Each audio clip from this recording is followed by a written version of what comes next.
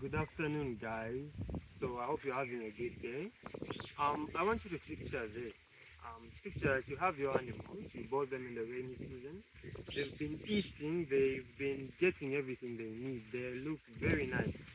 And then out of nowhere, the dry season starts. Okay, the grass is everywhere. Dry up, like everywhere dries up. Grass is very scarce, and you have a very small piece of land. Okay, your neighbors are all like you can't graze anywhere because they cultivated the land.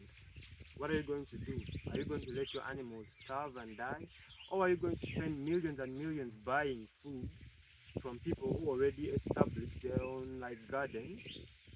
And yeah, you end up in losses. Like you won't even become profit. You won't even get a chance to become profitable before you fail. You just fail as soon as you've just started. So in this video, I want to explain to you how you're going to have food security on your farm. Because food security is one of the most important things that should be on a farm. Your animals cannot go a day without eating. They cannot starve. Yeah, since these animals are the ones producing the profits, this is a business. You have to invest in it and you have to properly plan for the business if you're going to be profitable in it. So I remember talking about this, but I think I didn't give you enough insight on what it actually is, what it's like. So this plant behind me is your key.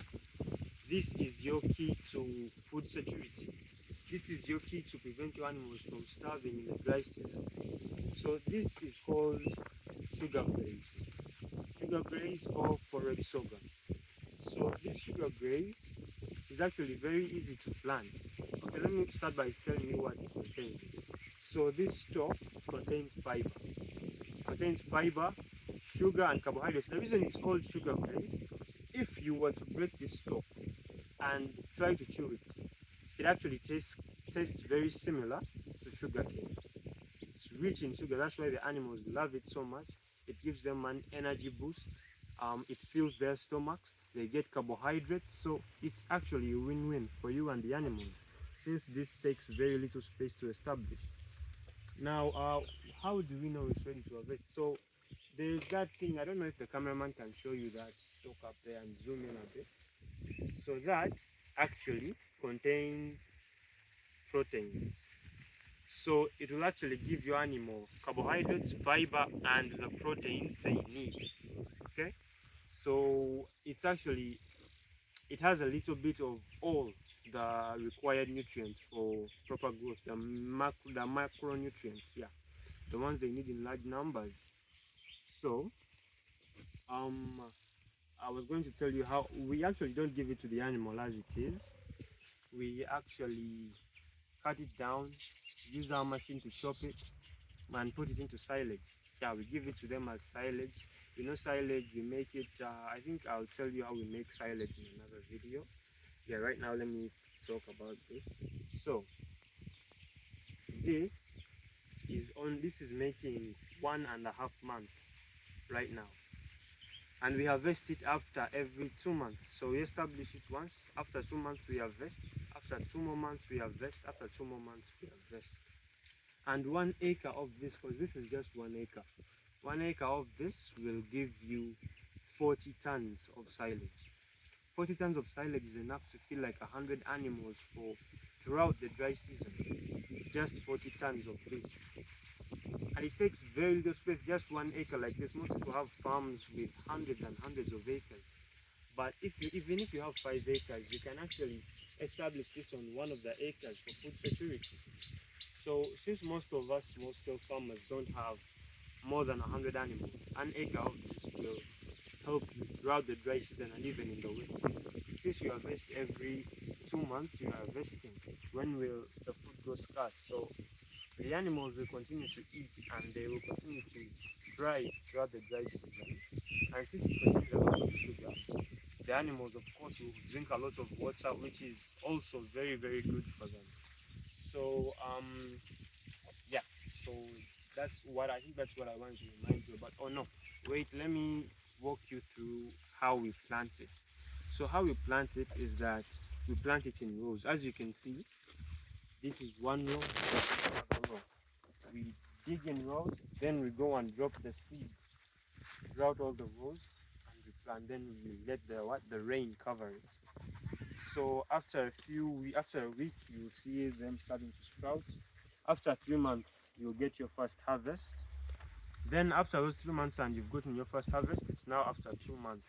So, but this grass depletes after 5 harvests. After 5 to 4 harvests, the pushback will be very limited and it won't be good enough. So this is great for people who have goats, people who have cattle, people who have sheep. This is great. This is actually, I don't know why most people aren't doing this. Most people are going for the Napier, Super Napier. Compared to this, Super Napier is nothing. Napier is nothing. I don't know if there's even a red Napier. That is nothing. This is the #1 silage forage grass, forage pasture in the entire world. Even if you were to search from America to China, anywhere, you won't find anything better than this for silage. It has the nutrients, it has everything, and most people haven't actually discovered this, and I don't know why. I don't know why. Maybe most farmers aren't talking about it more, but this is something you can completely get at your farm. Plant at least half an acre. If you have very little animals, then make the silage so you can have food security. Yeah. So I think this is it.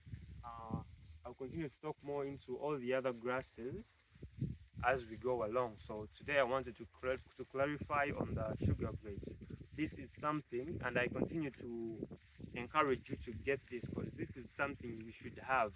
There's no, you can't tell me otherwise. You're going to plant maize. What's maize? What does maize have? It's filled, packed with sugar, packed with nutrients, and even we saw that the cob up here has proteins. And you're going for maize silage. That's not going to do anything for your animals. It's just going to fill them up, and they're not going to gain anything.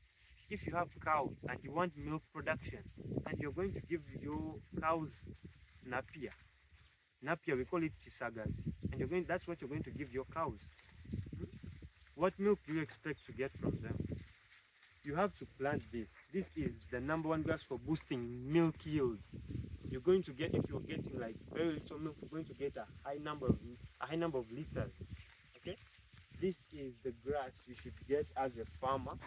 Even if you could not afford maybe the alfalfa, the Chloris Guyana, but your animals could eat anywhere, you should get this, because if you were to leave the land bare, 1 acre in a place where 1 acre of uncultivated land can feed, if it's filled with vegetation, it can feed about 5 goats. If it's very low, it has very poor vegetation, only 1 to 2 goats. So why not plant half of that acre with this and feed over 40 goats? Okay, and feed over 40 goats and graze the rest. So you should have this pasture on your farm, no matter what. You can't have like how do we say, like an excuse. You can't get an excuse for not having this on your farm. This should be the #1 on your list. You can't be buying silage every time. Okay, so that's all I wanted to say. I wanted to clarify about this sugar grass, how it's a very good grass. So if the cameraman could show you around our acreage of sugar grass so you can see how good it is. So last time I came here,